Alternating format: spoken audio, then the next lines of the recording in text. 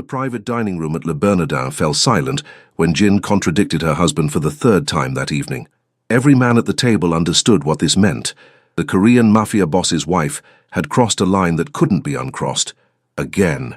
Ye-jun's jaw tightened imperceptibly, his expression carved from granite as he negotiated territory agreements with the Bratva representatives.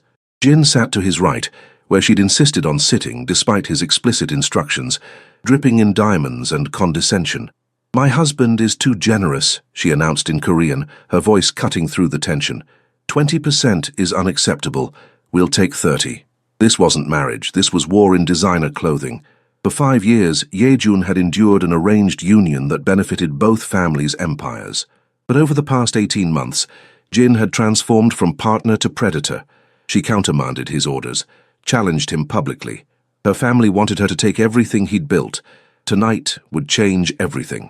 Because tonight, Ye-jun would meet someone who reminded him what it felt like to be human.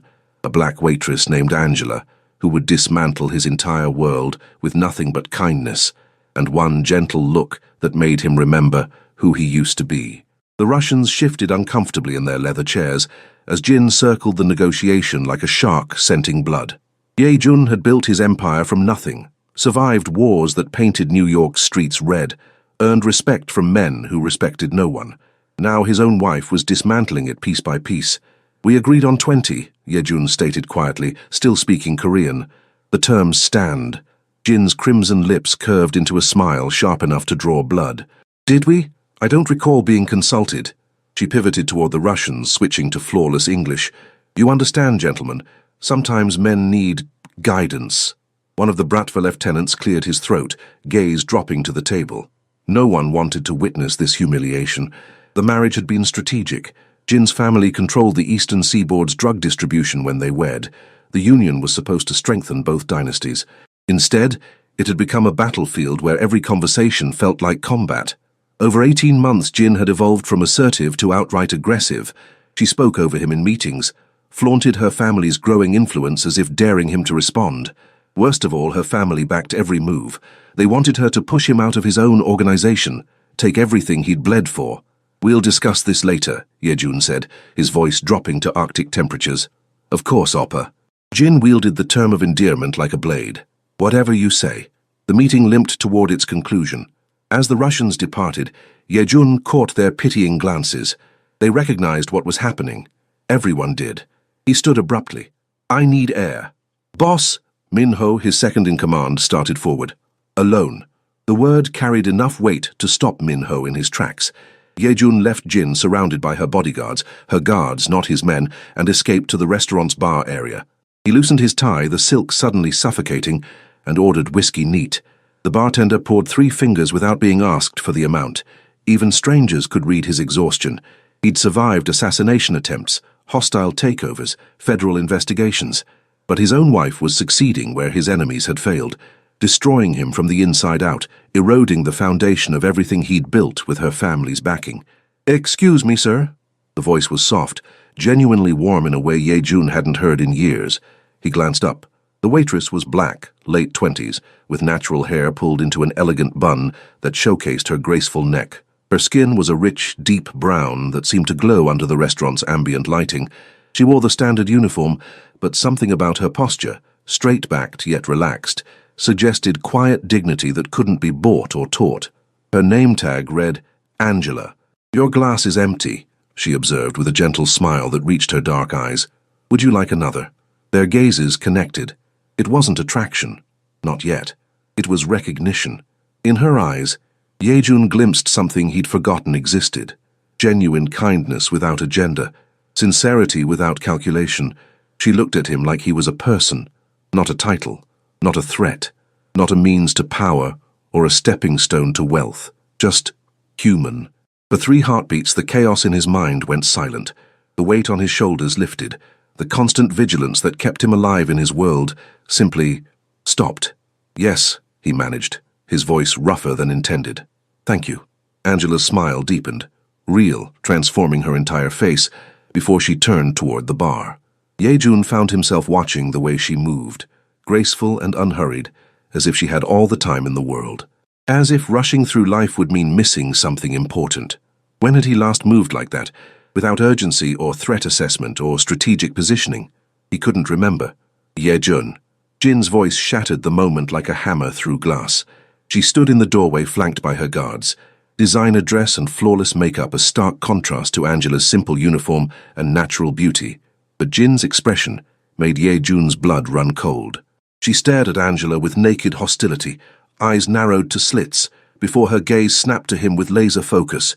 She'd witnessed it, that moment of connection, that brief, unguarded instant where he'd looked at another woman and felt something real. "We're leaving," Jin announced in Korean, her voice tight with barely controlled rage. Ye-jun rose slowly, muscles coiling with tension. Angela returned with his whiskey, and Jin's eyes narrowed further as the waitress set it down with another warm smile, completely unaware of the danger radiating from the immaculately dressed woman 10 feet away. "Have a wonderful evening," Angela said softly, her voice carrying genuine warmth that seemed to fill the space around them. Jin said nothing, but as they departed, Ye-jun glanced back once. Angela watched him with something he couldn't quite name. Concern, perhaps, or understanding. As if she'd sensed the tension and felt sorry for him. Actually sorry, not the calculated sympathy people in his world deployed like weapons. For the first time in 18 months, Ye-jun felt something other than anger or exhaustion. He felt hope. The car ride home was silent, tension coiling between them like a living thing. Jin stared out her window, jaw clenched, one perfectly manicured hand gripping her clutch so tightly her knuckles went white. When they reached the penthouse, she finally spoke. "A waitress," she hissed in Korean, whirling to face him the moment the door closed. "You looked at a waitress like—" "Like what?" Ye-jun interrupted, his voice dangerously calm. "Like she mattered." Jin's composure cracked, revealing the fury beneath her polished exterior. "Do you have any idea how that looked? How weak you appeared? The only thing that looked weak was you undermining me in front of our allies. Again. Your allies," Jin spat, stepping closer. "You forget. My family built half this empire.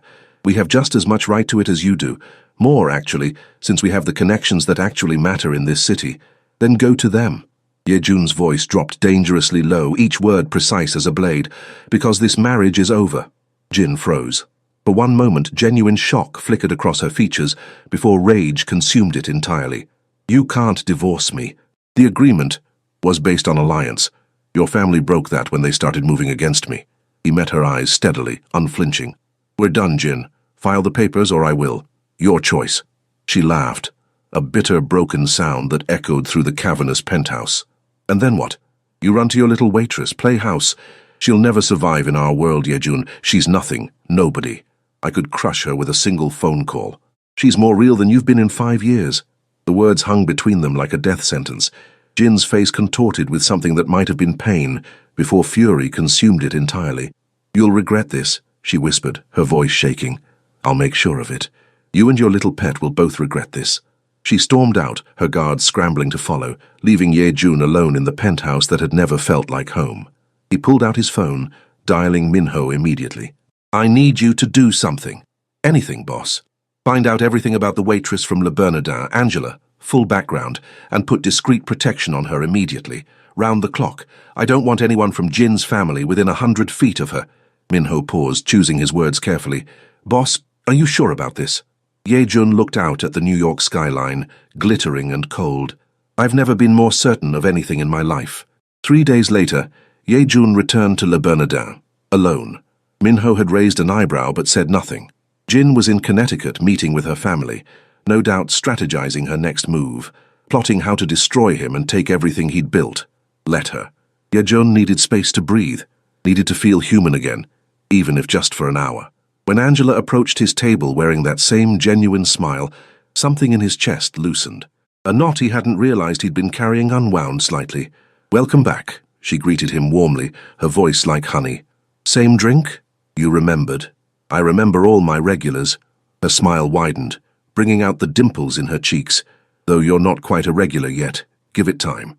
The conversation was light, professional, but beneath it ran an undercurrent of warmth that felt like sunlight after months of winter. She asked if he'd tried the sea base. It was exceptional tonight. Mentioned the pastry chef had created something new that was getting rave reviews. Small talk that somehow felt profound because it was real, unscripted, without agenda. Over the next 2 weeks, Yejun found excuses to return, always alone, always sitting in Angela's section. They spoke in fragments. Weather, menu items, her recommendations, his preferences, meaningless pleasantries that somehow felt more significant than any business negotiation. He discovered she was 28, working 2 jobs to save for nursing school, this restaurant at night, a clinic as a medical assistant during the day. She'd grown up in Brooklyn, raised by her mother and grandmother, after her father abandoned them when she was 6. Never really knew him, Angela mentioned one evening while clearing his plates, her tone matter-of-fact rather than bitter. Walked out when things got hard, but Mom always said we were better off. That real family is who shows up, not who shares your blood. Who chooses you, not who's stuck with you by genetics. The words echoed in Yejun's mind long after she'd walked away. His family had arranged his marriage, decided his path before he'd had a chance to consider alternatives. He'd accepted it as duty, as honor, as the price of the life he'd chosen. But Jin's family wasn't showing up. They were staging a coup, and Jin herself had stopped being his partner years ago. Now she was just his enemy wearing his ring. On a rainy Tuesday in October, everything shifted. Yejun arrived late after a disastrous meeting. One of his distribution networks had been hit, professionally, cleanly. Jin's family's signature. A message written in lost revenue and dead bodies. We don't need you anymore, you're obsolete. Exhaustion and fury warred within him as he slumped into his usual booth. His shirt was wrinkled, tie loosened. For once, he didn't care about appearances. Angela took one look at his face and set down water alongside his whiskey without being asked. "Rough day?" she asked gently, her dark eyes soft with concern. "You could say that." She lingered, just a moment longer than professional necessity demanded. "I don't know what you do for work, but I can tell it's heavy. The kind of thing that sits on your shoulders even when you're not there." She paused, then added quietly, "Just remember to breathe through it, whatever it is. Holding your breath won't make it hurt less." Their gazes locked. That same electric recognition, but deeper now, more intense. Yejun realized with startling clarity he was falling for her. It was absurd, impossible. She was a waitress saving for nursing school. He was a crime lord with blood on his hands. She represented everything innocent and good. He embodied everything dangerous and corrupt. She talked about healing people. He'd spent 20 years hurting them. But when she looked at him, he felt human again. Felt like the person he'd been at 19, before his father's death had thrown him into this world. Before duty and honor and family obligation had consumed everything soft in him. "Angela," he said before logic could intervene, "would you have coffee with me, outside of here?" Her eyes widened. Surprise flickered across her features, followed by something that might have been pleasure before caution dampened it. Silence stretched between them for several heartbeats. "I don't even know your name," she finally whispered. "Yejun." "Yejun," she repeated, testing the syllables on her tongue. Then, quietly, "I probably shouldn't. I saw your wedding ring, and your wife that first night. She looked at me like she wanted me erased from existence. That marriage is over. It's been over for a long time, we just haven't filed the papers yet. That's what they all say." But her tone was gentle, not accusatory. "I know how it sounds." Yejun leaned forward, keeping his voice low. "But I've never done this before. Never looked at another woman during my marriage, as broken as it is. There's something about you, Angela. Something real.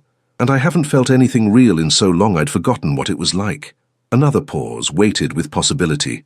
"I should walk away," she murmured. "Every instinct says this is a terrible idea.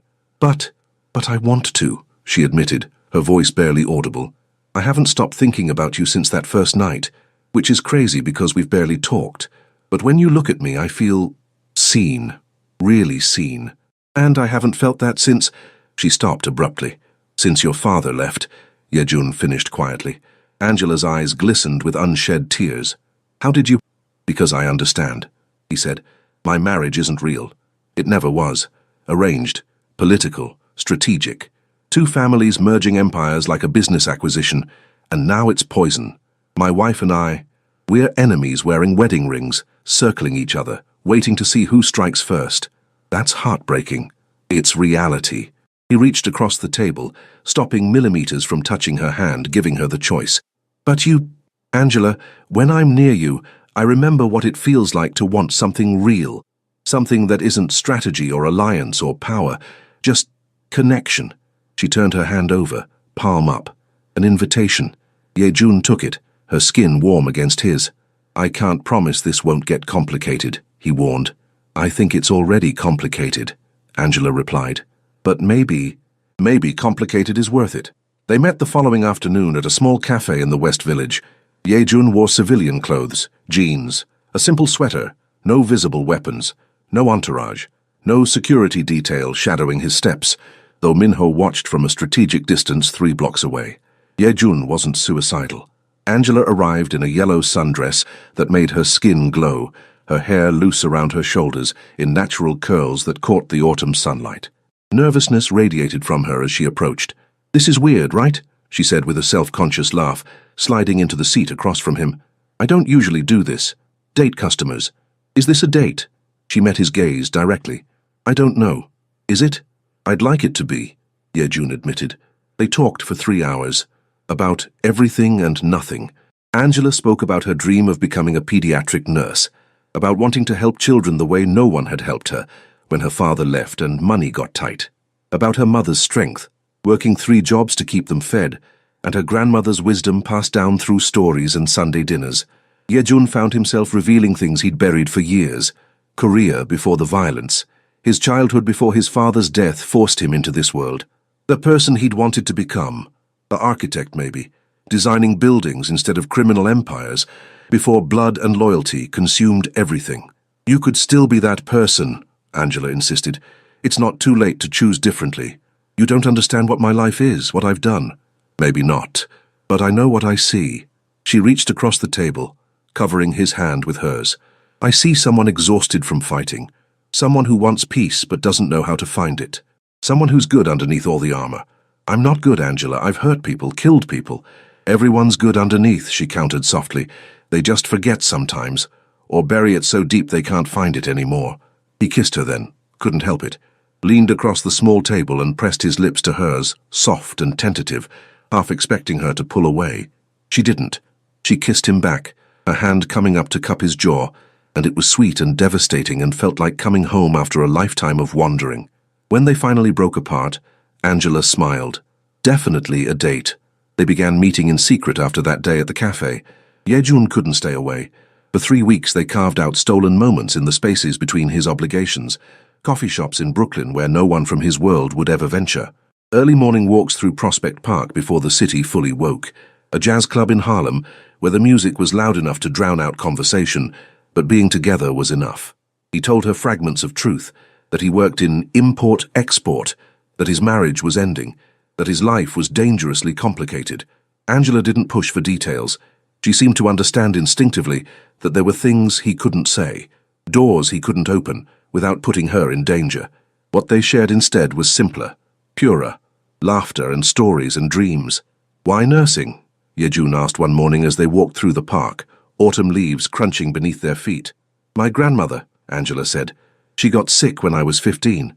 Cancer. The nurses who took care of her, they were angels. They didn't just treat her body. They saw her, heard her stories, made her feel human when everything else made her feel like a diagnosis." She paused, her voice softening. "I want to be that for someone. Want to see people when everyone else just sees symptoms." Ye-jun squeezed her hand. "You're already that. You saw me when everyone else just sees a title." "What title?" Angela asked, curiosity lighting her features. "Doesn't matter." He pulled her closer. "That's not who I am with you." The physical attraction between them grew with each meeting. The way Angela's breath caught when he brushed her hair back from her face. How Ye-jun's pulse raced when she laughed, the sound unguarded and genuine. The electricity that sparked whenever their hands touched. One evening, after dinner at a small Ethiopian restaurant in the Bronx, Ye-jun walked Angela to her apartment building in Brooklyn. They stood on the stoop, neither wanting the night to end. "I should go inside," Angela whispered, but she didn't move. "You should," Ye-jun agreed, but he didn't step back. She rose on her toes, kissing him softly. What started gentle deepened into something more urgent, more desperate. Ye-jun's hands found her waist, pulling her closer, and Angela's fingers tangled in his hair. When they finally broke apart, both breathing hard, Angela rested her forehead against his. "I'm falling for you," she admitted quietly, "and it terrifies me." "Why?" "Because I don't really know you. I don't know your world, or what you do, or why you always look over your shoulder like someone might attack at any moment." She pulled back, meeting his eyes. But I know how you make me feel, safe, seen, valued, and I don't want to lose that. You won't, Yejun promised, knowing he shouldn't. Knowing that promises meant nothing in his world, that safety was an illusion, that loving him put her in danger every moment.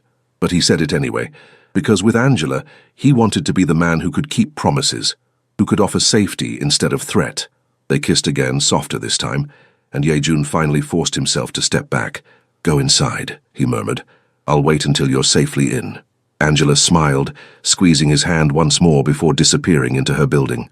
Yejun waited until he saw a light turn on in a fourth-floor window, her apartment according to Minho's report, before walking to where his car was parked 3 blocks away. His phone buzzed. Minho, we have a problem. Yejun's entire body tensed. What kind of problem? Jin knows everything. Where you've been going, who you've been seeing. She has photos, boss, lots of them. How long has she known? At least a week, maybe longer. Yejun closed his eyes, leaning against his car. He'd been careful, but clearly not careful enough. Jin had resources, eyes everywhere. Of course she'd found out. What's she planning? No idea. But nothing good. Double Angela's protection. I want someone on her building 24/7. And Minho, tell them to be ready for anything. Already done, boss. 2 days later, Jin made her move. An invitation arrived for Angela, hand-delivered to the restaurant, embossed with gold lettering. A charity gala benefiting children's hospitals. Black tie, open bar, $500 per plate. But Angela wasn't invited as a guest. She was invited as hired staff. Extra serving help needed for the evening. Generous pay offered, all tips included. Yejun didn't know about it until he arrived at the Pierre Hotel's ballroom that evening, a gala Jin had organized, ostensibly for charity, actually to demonstrate her power and connections. Every major player in their world was there, and there, across the ballroom, wearing a server's uniform and carrying a tray of champagne glasses, was Angela. Their eyes met. Confusion and discomfort flickered across her features. Jin materialized at his elbow, dripping in diamonds that probably cost more than Angela's annual salary. Surprised? She purred in Korean, her voice venomous honey. I thought she could use the extra income. Nursing school is expensive after all. I'm just being helpful. What are you doing? Nothing. Jin's smile could cut glass. Just ensuring everyone understands where they belong. Social hierarchy exists for a reason, Jagia. The evening was torture. Yejun watched as Jin's friends, society women who wouldn't normally acknowledge service staff, went deliberately out of their way to be condescending to Angela, snapping fingers for refills, speaking loudly about the help and proper breeding, making subtle, cutting remarks just within Angela's earshot about women who didn't know their place and reached above their station. Angela endured it all with quiet dignity, her expression neutral, professional, but Yejun could read the hurt in her eyes, the confusion, the slow dawning realization that she'd been set up, humiliated deliberately, and he could do nothing without making it worse. Then Jin made her decisive move. In the center of the ballroom, with everyone watching, Jin summoned Angela over with an imperious gesture. You, she said in English, deliberately loud. The waitress. My husband seems quite taken with you. The room fell silent. Every conversation died. Every eye turned toward them. Angela stood frozen, tray in hand, her face a mask of composure even as humiliation colored her cheeks. Jin circled her slowly, predator examining prey. I'm curious. What do you think you could possibly offer a man like him? Her voice dripped false sweetness. You're pretty enough, I suppose, in an exotic way, but do you truly believe you belong in his world? In this world? Jin. Yejun started forward, fury making his vision narrow. No, please. Jin held up one hand, not breaking eye contact with Angela. I want to hear it. Tell us all. What future do you imagine with my husband? Do you see yourself at his side, meeting with associates, negotiating deals? Her voice hardened. Or did you just hope he'd set you up in a nice apartment somewhere, visit when convenient, be his little secret? Angela's hands trembled slightly on the tray, but when she spoke, her voice emerged steady, clear. I don't want his world, she said quietly. I just want him. The simplicity of it, the pure, devastating honesty, hung in the air like a declaration of war. Jin's composure cracked. For just one moment, something resembling pain flashed across her features, as if those simple words had revealed something she'd spent years trying to hide, that no one had ever wanted her. Just her family's power, her connections, her resources, never her. How naive, Jin whispered, but her voice shook. Angela carefully set down her tray. Then she looked at Jin, really looked at her with compassion instead of anger, and said gently, "I'm sorry." "For what?" Jin snapped, her control fraying. "For whatever hurt you so badly that you forgot how to love anything but power." Jin's face crumpled. Tears, actual tears, spilled down her perfectly made-up face, mascara beginning to run. The room was utterly silent, witnesses to the impossible, the terrifying Jin, crying in public. And Angela had accomplished it without a single cruel word, just truth delivered with kindness. Jin's voice broke. She turned and fled, her entourage scrambling after her. Yejun crossed the ballroom in 5 strides, taking Angela's hand. "We're leaving," he announced to no one in particular, leading her toward the exit. Outside, Angela finally broke down. "I'm so sorry," she sobbed, tears streaming down her face as they stood on Fifth Avenue, the hotel's lights casting harsh shadows. "I didn't mean to cause all this." "You didn't cause anything," Yejun assured her, pulling her close despite the stares from passers-by. "This was always coming. Jin's family has been positioning for a takeover since our wedding. You gave me a reason to fight back instead of just surviving. People are going to get hurt because of me. People are going to get hurt because Jin's family wanted war," he corrected firmly. "This has been brewing for 5 years. You're not the cause. You're just the excuse they needed." But they both knew that wasn't entirely true. The war wasn't metaphorical. Within 24 hours, shipments were hit, safe houses raided. 3 of Yejun's most trusted lieutenants were killed in coordinated strikes designed to send a message: surrender or everyone dies. Yejun responded with calculated brutality. Years of strategic planning activated in hours. He'd always known this confrontation was inevitable. Jin's family had been positioning for this since the wedding. He'd simply been waiting for the right moment to strike back. Now he had that moment, and a reason to fight for something beyond mere survival. But first he needed Angela safe. "No," she protested when he explained the situation in her small Brooklyn apartment, his security team waiting outside. "I'm not hiding while people die because of me." "They're not dying because of you." "Yes, they are." Fresh tears spilled down her cheeks. "If I just disappear, maybe they'll stop. Maybe—" "They'll never stop," Yejun interrupted firmly, cupping her face in his hands. "And I'm not losing you. Not to them, not to fear, not to anything. You barely know me." "I know enough." His voice softened. "I know you're the first real thing I've felt in a decade. I know when I'm with you. I remember who I wanted to be before all this consumed me. I know I'd rather burn my entire empire to the ground than let them touch you." "That's insane." "Probably," he agreed. "But it's also true." Angela was moved to a secure location that night, a penthouse in Manhattan with guards rotating in 8-hour shifts, bulletproof windows, secure elevators, everything Yejun could provide to keep her safe while he dismantled Jin's family piece by piece. He visited when he could, between strategy meetings and retaliatory strikes, sometimes for hours, sometimes just minutes to hold her and reassure himself she was still alive, still safe, still his. "Tell me something good," Angela said one night as they lay on the couch, her head on his chest, listening to his heartbeat. "Something from before all this? A happy memory." Yejun was quiet for a long moment, sifting through decades of violence and strategy and survival. "My mother's garden," he finally said, "in Seoul, when I was young, before my father died. She grew roses, white ones that smelled like heaven. She'd let me help water them every morning before school. What happened to it? Burned. When my father was killed, his enemies tried to kill us too. The house burned. The garden with it." He paused. "I haven't thought about those roses in 20 years. Angela pressed a kiss to his chest, right over his heart. "When this is over, we'll plant roses. White ones. Promise?" "Promise." The conflict lasted 3 brutal months. Winter descended on New York, and the war turned the city's underworld into a frozen battlefield. Jin's family was powerful, but they'd grown complacent. They'd forgotten that Yejun had built his empire from nothing, survived wars that made this look like a minor skirmish. He knew every dirty trick because he'd invented half of them. He systematically dismantled their operations, cut their supply lines, turned their allies against them with evidence of betrayal and double-dealing carefully curated over years, leaked information to federal authorities about their operations, data that destroyed them without touching his own organization. It was brutal, efficient, bloody. But Yejun made sure Angela remained untouched, protected, separate from the violence that consumed everything else. How many? She asked one night when he arrived at the penthouse with blood on his shirt, not his own. How many what? How many people have died? Yejun met her gaze steadily, refusing to lie. 17. That I know of. Probably more. Angela looked at him for a long moment, her expression unreadable. Are you becoming the person you hate? The question hit him like a physical blow.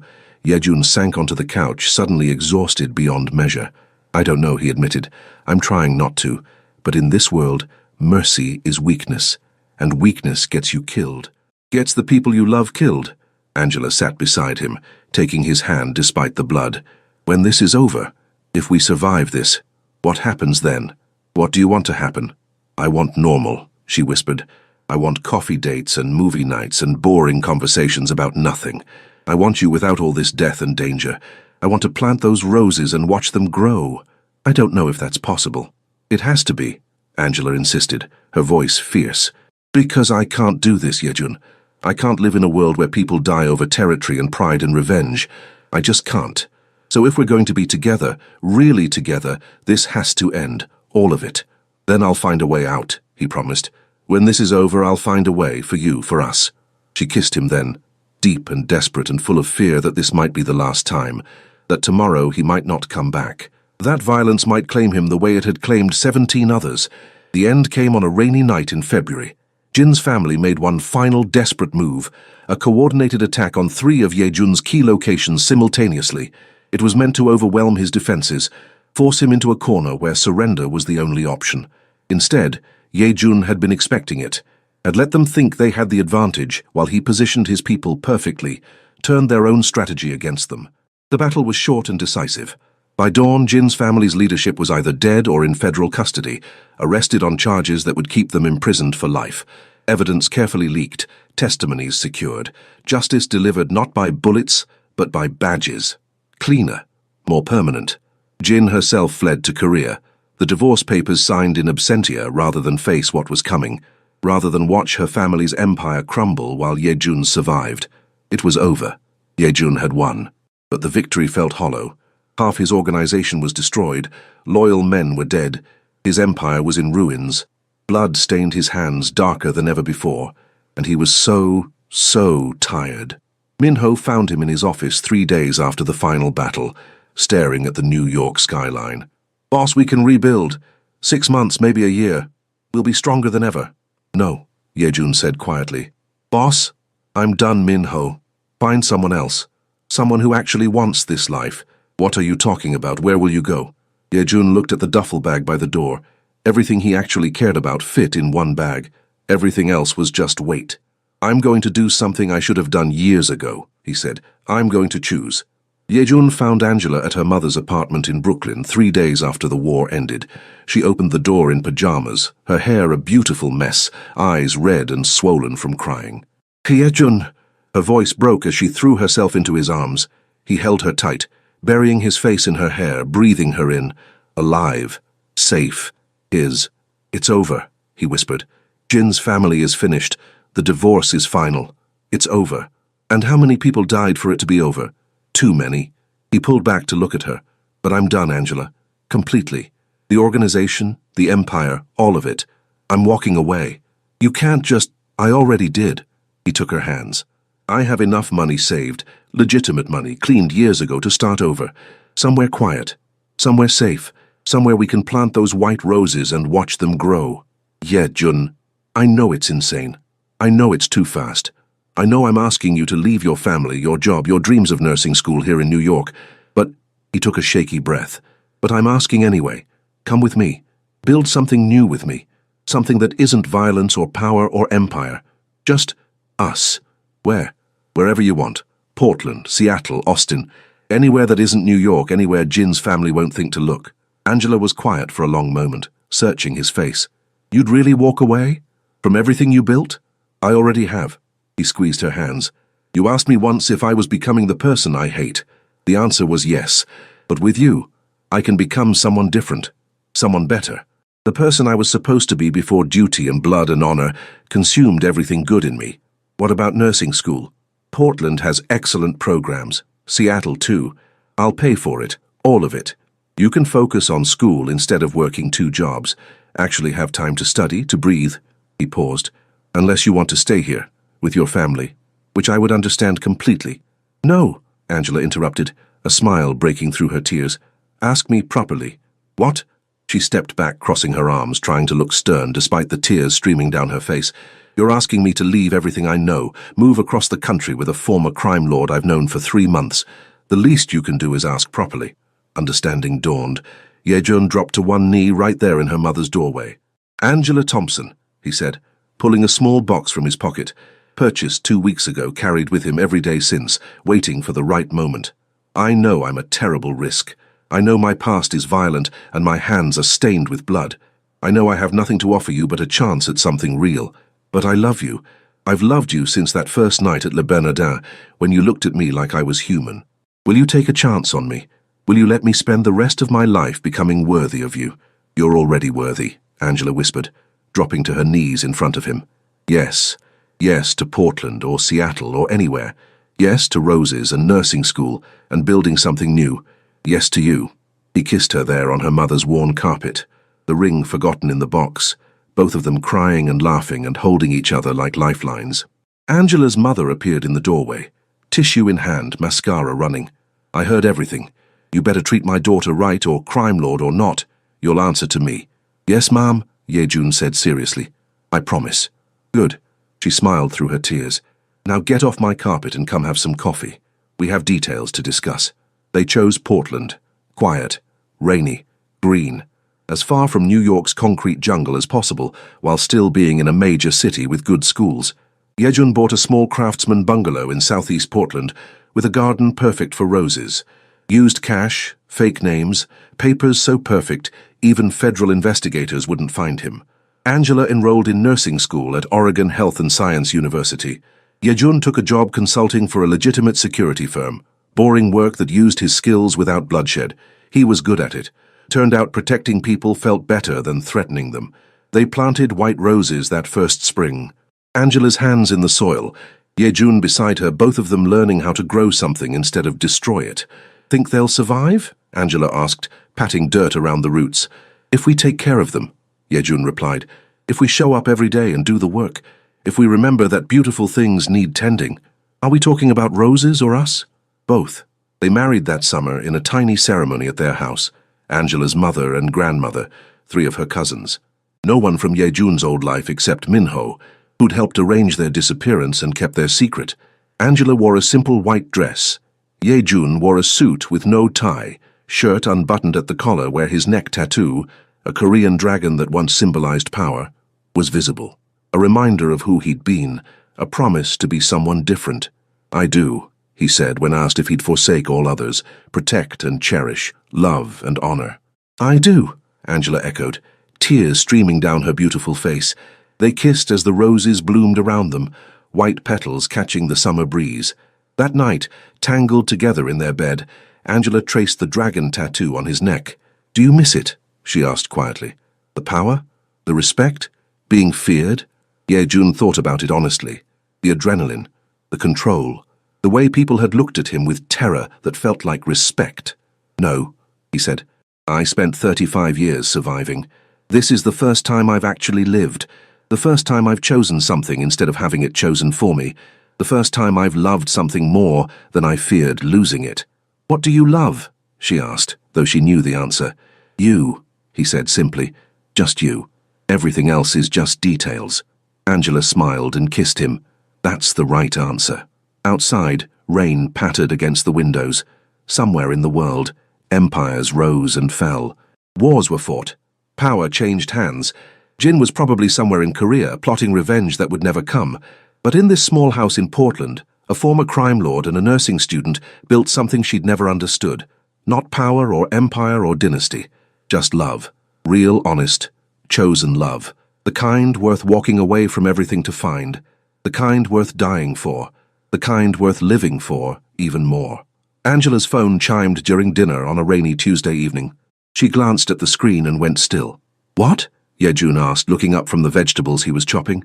Silently, she showed him. A news article forwarded by one of her cousins in New York. Jin Park Lee found dead in Seoul apartment. Apparent suicide. They stared at it for a long moment. The article included a photo. Jin in designer clothes, perfect makeup, that same cold smile she'd worn at the gala. But something in her eyes looked hollow, empty. "Should I feel something?" Angela asked quietly, setting down her phone. "I don't know," Yejun admitted. "Should I?" They stood there in their small kitchen, processing. Then Angela deleted the notification. She was so trapped, Angela said softly, by her family, her ambition, the person they'd made her become. She couldn't imagine a life that wasn't about power, couldn't see any path forward except the one they'd chosen for her. She couldn't imagine being loved just for who she was, Yejun added. He pulled Angela close, wrapping his arms around her from behind. "I almost ended up the same way, trapped in that life until it killed me, or I became something monstrous." "But you didn't." "No," he agreed, pressing a kiss to her temple. "I found you instead.